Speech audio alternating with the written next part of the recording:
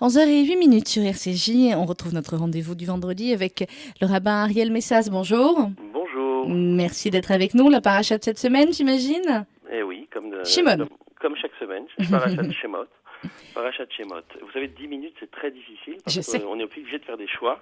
Et dans Shemot, c'est particulièrement difficile, mais on va les faire. Regardez. La parasha de cette semaine, parasha de Shemot, j'y vois encore des parallèles avec le début de la Torah, Bereshit. Vous vous souvenez, la semaine passée, nous avions fait le parallèle entre la fin du Sefer Bereshit et la fin de la Torah. Eh bien, cette fois avec Shemot, avec ce nouveau livre qui débute, qui commence, on va trouver un certain parallèle avec le début de la Torah, tout simplement. Regardez. Parashat Shemot commence par les noms de Bnei Israël, les Shemot Bnei Israël, et nous récitons ici tous les noms des enfants d'Israël. Suit quoi? La volonté du Pharaon de tuer les enfants d'Israël. Mais de les tuer comment? Par l'eau, en les jetant dans le Nil. Et cette volonté de tuer les enfants d'Israël par l'eau dans le Nil finira par l'engloutissement des Égyptiens dans le Yamsouf, dans la mer des Joncs, appelée communément la mer Rouge. Donc, on commence par des noms et on poursuit par la disparition décidée pour les Bnei Israël par l'eau et l'engloutissement des Égyptiens dans la mer Rouge. Regardez Bereshit. On commence par l'apparition d'Adam Arishon. Adam Rishon qui vient, et qu'est-ce que fait Adam Rishon? La première des choses qu'il fait, c'est de donner des noms à tout ce qui l'entoure. On dit que Dieu présenta à Adam tout ce qui se trouvait autour de lui, et Adam Rishon nomme tout ce qui se trouve autour de lui. La paracha qui suit, c'est quoi? C'est le déluge, c'est la disparition de l'humanité par l'eau, encore une fois. Oui. Qu'est-ce que cela vient vouloir nous dire? Écoutez, j'ai pensé à la chose suivante. Qu'est-ce qu'un nom? Quand on parle d'un nom Hachem, dans la Gemara, on nous dit qu'un nom, c'est une demi-prophétie. Le nom que je donne à quelque chose ou à une personne, c'est un projet. C'est un projet, c'est une réflexion, c'est un regard que je porte sur l'autre ou sur la chose qui est à côté de moi et je la situe dans le monde qui est le mien. Le nom est, quand je nomme quelque chose, je fais vraiment action d'humanité par excellence. La capacité de l'homme, c'est de parler, c'est de définir les choses qui sont autour de lui. Les animaux vivent le monde de la même façon depuis la naissance jusqu'à leur mort. Or, l'individu est capable de penser, de repenser le monde à sa guise, tout au long de sa vie, en nommant les choses à sa guise. Une fois, il peut voir des choses comme ci, une fois, il peut voir des choses comme ça. Nommer, c'est véritablement quelque chose d'humain par excellence. Avec le déluge, qu'est-ce que Dieu indique? Il indique que toute la civilisation humaine, tous les noms que l'humanité a donnés jusqu'à ce moment-là, n'étaient pas exacts, et il a fallu tout recommencer. Ça, c'était Bereshit. Dans Shemot, on commence par autre chose. On commence par les noms des Béné Israël. Reuven, Shimon, Lévi. Ces noms, c'est quoi? C'est l'enseignement de Abraham, de Yitzhak et de Yaakov qui est passé aux 12 Shevatim, et ce sont les valeurs des enfants de Jacob qui sont si fièrement portées par ces enfants. Quel est le projet du Pharaon? Le projet du Pharaon, surtout ce nouveau Pharaon, Vayakom Melech Hadash, Asher lo yada et Yosef, nous dit le texte. Ce nouveau Pharaon qui ne connaissait pas Joseph. Alors certains disent que c'était, selon Rabbi Shimshon Raphaël Hirsch, un roi qui avait pris le pouvoir et qui venait d'ailleurs, peut-être, qui ne connaissait pas Joseph. D'autres disent qu'il faisait semblant de ne pas le connaître. Je pense qu'on pourrait dire Lo Yada et Yosef, tout simplement, qui ne voulait pas connaître Yosef parce qu'il n'aimait pas ses valeurs. Vous savez, le verbe Yada veut dire aimer. Ici, Lo Yada et Yosef, tout simplement, il n'aimait pas Yosef, il n'aimait pas toutes les valeurs qui étaient portées par les enfants de Jacob. Et son projet, c'était quoi? C'était de faire disparaître ces valeurs. Comment? Par l'eau. Par l'eau. Pourquoi l'eau? Et c'est un thème que mon père a souvent développé, Rabbi David Zatzal. Que disait-il? Il disait que l'eau, c'est ce qui est capable de faire effacer toutes les formes. Prenez un objet, mettez-le dans l'eau, au bout d'un certain temps, il va fondre, il va disparaître, ses formes vont disparaître. Tout le projet de civilisation, c'est quoi? C'est de former le monde, de façonner le monde. Quand quelque chose qui a été façonné par l'homme est immergé dans de l'eau, toute la forme, toute la particularité qui a été donnée par l'homme disparaît. Mettre dans l'eau, c'est véritablement vouloir effacer ce qui a existé. Le Pharaon, en voulant jeter les enfants d'Israël dans le Nil, que fait-il? Il cherche à faire disparaître l'héritage spirituel si difficilement acquis par les enfants de Jacob, le faire disparaître dans l'eau. En définitive, qu'est-ce qui se passe? C'est pas les enfants d'Israël qui disparaissent. C'est lui, c'est l'Égypte. C'est l'Égypte qui disparaît dans les eaux, et c'est ce projet abominable d'extermination et ce projet abominable de faire disparaître des valeurs qui, lui, disparaît. Et c'est un des enseignements de l'exil, nous disent les commentateurs, c'est justement de faire prendre conscience que les projets qui ne sont pas basés sur des valeurs éthiques, sur des valeurs morales, sur des valeurs du respect de l'autre, ces projets n'ont pas d'avenir.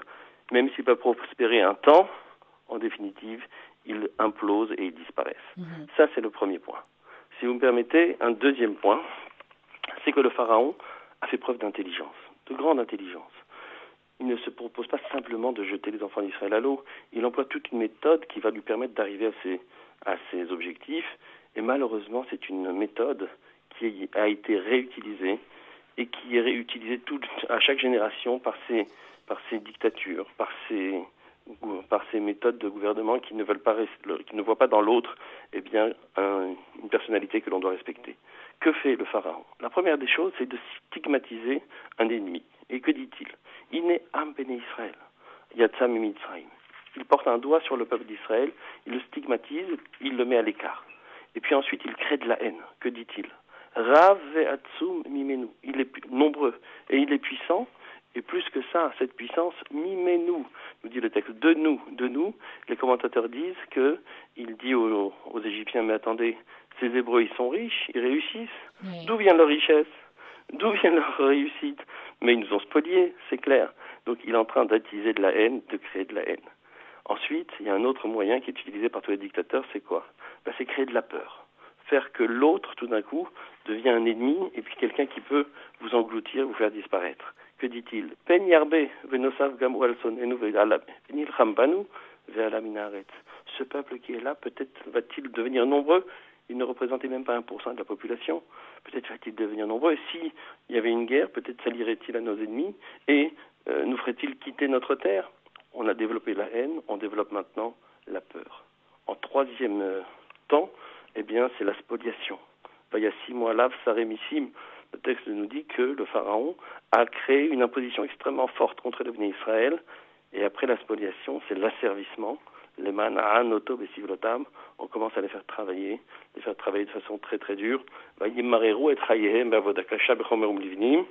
ce n'est qu'ensuite que le pharaon propose cette abomination qui est le meurtre des enfants, et en voulant même faire participer les Juifs à cet acte d'abomination, puisqu'il demande aux Méalédot et Ivriot, aux sages-femmes juives, et il leur dit, lorsque vous verrez un enfant naître, si c'est un garçon, Va'amitennoto, vous le tuerez.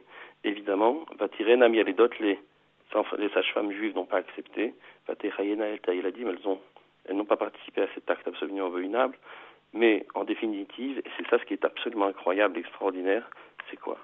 C'est que cet acte de destruction de l'autre que le pharaon entreprend, en définitive, il va se retourner contre son propre peuple. Le pharaon, par cette folie meurtrière contre les Hébreux, va être amené à tuer ses propres enfants, pourvu que, ce faisant, il puisse arriver à tuer les Hébreux. Que dit-il? Et c'est la fin de ce premier chapitre de la paracha. À la fin, lorsque les sages-femmes hébreux n'ont pas accepté de participer à l'acte du pharaon, au projet du pharaon, le pharaon ordonne à tout son peuple. Vaïtsav parol lechol amo. Il ne s'adresse plus simplement aux Hébreux, mais il s'adresse à tout son peuple. Et il dit Kol aben haïlod et orat ashlichu. Tout enfant mâle qui naîtra, vous le jetterez dans le Nil. Et Rachi remarque que ici, maintenant, c'est Kol aben haïlod. Tous les enfants mâles. Et il cite un midrash selon lequel, les devins du pharaon lui avaient dit qu'un jour donné, le sauveur d'Israël doit naître. Et il lui avait dit, on ne sait pas s'il va naître dans une maison hébreu, juive, ou s'il va naître dans une maison égyptienne. Que fait le pharaon? Il décrète la mort pour les enfants hébreux et également pour les Égyptiens, se disant qu'ainsi, il tuera de façon certaine le sauveur d'Israël. Vous vous rendez compte? Cette haine qui était dirigée contre les Hébreux, en définitive, elle se retourne contre son propre peuple. Et on le voit aussi, des dictateurs qui ont un ennemi imaginaire, en définitive, cette violence se retourne contre leur propre peuple. Ça, c'est un enseignement d'une extraordinaire qui montre comment ces régimes se construisent, comment ils se nourrissent et les abominations auxquelles ils peuvent mener. Ça, c'était donc la méthode employée par le pharaon pour arriver à ses fins. Ce que je voulais dire, et je conclurai là-dessus, c'est que en face du pharaon, on a eu des Hébreux extraordinaires qui ont fait acte de résistance. Acte de résistance spirituelle, mais pas seulement. Acte de résistance également concrète. La résistance spirituelle, ils l'ont fait comment? Le Midrash nous dit Lo shinu et shemam, lo shinu et malbusham, ve lo shinu et leshonam. Ils ont résisté en gardant leur nom. leurs prénoms. Ils ont transmis de génération en génération Réhouven, Shimon, Lévi, Issachar, Zevulun. Ces prénoms-là, ils les ont portés fièrement tout au long de ces 210 années d'exil, et à travers ces prénoms, ils se rappelaient du projet d'Israël.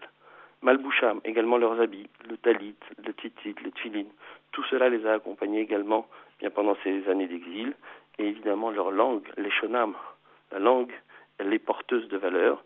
Ces trois éléments sont des éléments spirituels, c'est une résistance spirituelle. Ça me rappelle évidemment le livre du Rav Oshri. Ce sont des responsables qui ont été écrits dans les ghettos alors que les Allemands massacraient les Juifs. Eh bien, les Juifs résistaient spirituellement et voulaient avoir une vie spirituelle pour montrer que, eh bien, c'était eux les êtres humains et leurs bourreaux des animaux. Et enfin, il y a eu de véritables actes de résistance vraiment concrets, physiques, pendant cette période. J'en citerai trois. Premièrement, les sages-femmes qui n'ont pas accepté de participer au meurtre des enfants juifs. Moshe et Aaron qui se présentent devant le pharaon et qui lui disent « Attention, pharaon, si tu ne renvoies pas les enfants d'Israël, tu périras par la peste et par l'épée. » Vous vous rendez compte d'être capable de s'adresser comme ça au pharaon. Et enfin, allô. Oui, je suis là. Vous êtes toujours avec On nous? vous écoute, bien sûr. Alors, moi, au minimum, voilà, et nos auditeurs aussi, vous inquiétez pas. Et je finirai par un acte de résistance extraordinaire, fabuleux. Ce sont ce qu'on appelle les chotré béné Israël, les policiers du Ham Israël. Regardez la fin de la paracha, relisez-la et vous y verrez des choses fabuleuses. Vous savez que le pharaon avait des contremaîtres égyptiens et il y avait également des policiers juifs qui étaient chargés de veiller à ce que le travail des Hébreux se fasse. Eh bien, un verset magnifique où lorsque le pharaon décide de faire travailler encore plus dur les Hébreux en leur demandant d'aller chercher eux-mêmes la paille pour faire des briques. Vous vous souvenez quand Moshe et Aaron disent c'est pas possible, il faut qu'on sorte, il dit vous êtes subversifs, on va les faire travailler plus, comme ça ils n'auront même pas l'occasion de réfléchir. Eh bien, les policiers se rebellent contre le pharaon, et je finirai avec ce verset. Vayavou shotrei bnei Israël, les policiers juifs sont venus devant le pharaon. Vayitzhaku el paro. Ils ont crié au pharaon, les morts, pour dire Lamata seko lavadecha. Pourquoi tu fais une chose pareille à tes serviteurs? Teven nitan lavadecha ulvenim omrim alanu aseh veine avadim mukim. Voilà, tu ne donnes plus ni de paille ni de briques. Tes serviteurs sont frappés. Vechata tamecha. Et ils osent dire ainsi ce sera une faute pour ton peuple.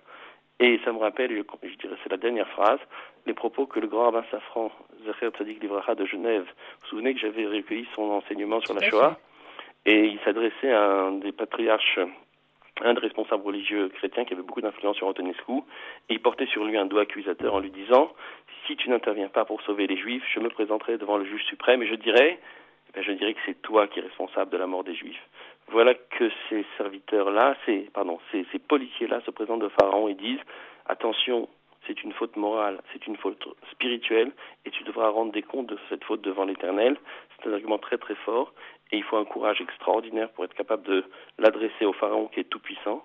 Les chotrei bnei Israël ont eu cette force, et ont montré que face au Pharaon, on pouvait résister spirituellement et également concrètement. Voilà, Shabbat Shalom. Merci beaucoup, monsieur le rabbin Ariel Messa. Shabbat Shalom à vous également, et on se retrouve vendredi prochain.